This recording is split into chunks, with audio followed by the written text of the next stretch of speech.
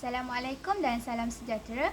Nama saya Nur Nabilah Husna binti Muhammad Zahidi, merupakan pelajar semester 5 daripada Diploma Pendidikan Awal Kanak-Kanak. Saya merupakan pelajar yang mengambil kursus PCD 2193 bagi subjek bimbingan dan pengurusan tingkah laku kanak-kanak. Di video ini, saya ingin menerangkan apa yang saya fahami berkaitan dengan subjek ini.